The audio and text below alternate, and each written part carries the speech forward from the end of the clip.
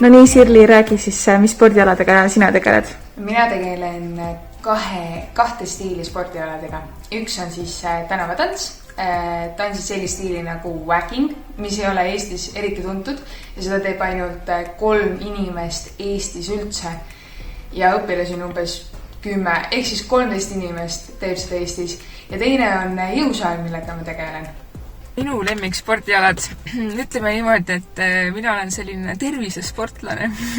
Ma väga ausana, tegelikult ma ei ole üldse sportlane. Mina näiteks käin siis, kui mul on igav või kui mul näiteks on paha tuju või kui mul on just nagu väga hea tuju, ehk siis vahet pole kunas. Käin näiteks jõusaalis. Ilma silma korral on hea seal näiteks lindil joosta. Siis ma teen natuke jõudu. Aga see on selline, ütleme niimoodi, et see on juba nagu sportlase teema, on ju. Kui me räägime siin sellise spordist, mida ma muidu tegelikult teen, on see, et ma käin matkaradadel. Kõnnin, ei jookse, kõnnin, teen kiirkendi vahepeal nalja pärast. Aga üldiselt jah, mulle meeldib hästi palju matkaradadel ja üleüldse terviseradadel käia. Ja mis see sulle annab siis? Miks sa käid seal? Mis see mulle annab? Mitte sellest, mitte seda, et ma super-aktiivne oleks ja energiline, aga ma saan sealt energiat ja aktiivsust juurde. Ja üleüldse nagu sellega seoses, kui ma saan seal matkaradadel ja terviseradadel käia, siis ma saan ka kombineerida enda seda eesmärki nii-öelda avastada Eestimaad ja kodumaad. Et siis ma tavaliselt olen võtnud endale mõningad sellised paigad Eestis, mida ma siis külastan ka. Aga miks ma näiteks jõukas nüüd käin, on tegelikult see, et mul on eesmärk. Mul on vaja järgmiseks sügiseks aastal 2021 vormi saada. Mis see tähendab sinu jaoks? See tähendab minu jaoks seda, et ma saan katsetest läbi. Ma tahan ühte kooli sisse saada ja mul on vaja katsed läbida. Mul ei ole praegu selleks vormi ja ma tean täpselt, kuhu ma pean jõuda ja nüüd ma alustasin siis seda protsessi. Kuna mul on hästi palju energiat, mis mul on vaja välja saada ja kui ma trenni ei tee, siis ma muutun hästi emotsionaalseks ja trenn aitab mul hoida tasakaalus. Et kui ma trennist tulen, siis ma olen õnnelik ja rahulik ja ma saan asju nagu tegelikult rahulikult ja kõik on nagu hästi.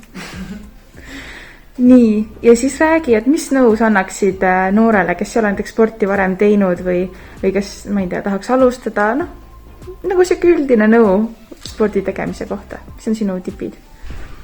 Kuula enda keha. Kuula, mida su keha tahab sinult. Kui sa tunned, et su jalad valutavad või su põlved valutavad kõndimises, siis tee endale väike puhkus. Kui sa tunned, et su pulss läheb liiga kiireks, siis tee endale väike tee ja mõtle, mis nagu su keha viib sellisesse seisundisse.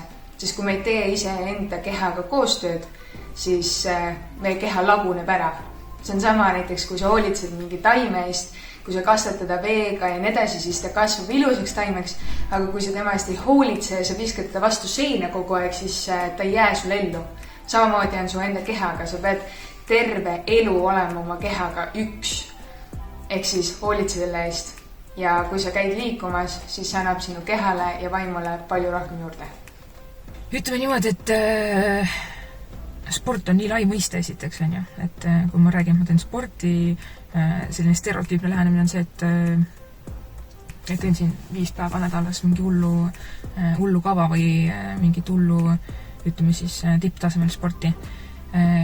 Minu jaoks on see, et kui noored tunnevad, et nad tahavad natukenegi olla paremad näiteks sellest, kui nad olid nagu eile, kui nad ei tee näiteks sporti, ma tahan olla homme juba parem, siis mine näiteks jaluta 2 kilomeetrit õhtul. Kuula muusikat, võta mingi eesmärk, näiteks ma tahan jõuda Toomemäele, kui see just Toomemäel ei ela, aga jõua ilusti Toomemäele. Ja sul juba selline pissi saavutus on tehtud ja järgmisel õhtul sul on juba võib-olla mingi suurem eesmärk Toomemäest alla minna, kui sa seal taga ei ela. Aga üldiselt jaa, sea nüüd väiksed eesmärke ja ära mõtle seda, et sport on selline suur stereotüüpne lähenemisega tipptasemel sport, vaid nagu mina, käi terviseradadel, matkaradadel. Kui sinna sa ei pääse transpordi tõttu, siis Tartu linnas on väga palju erinevaid kohti, kuhu minna, nii-öelda siis natukenegi looduse sarnagasse looduslikku kohta.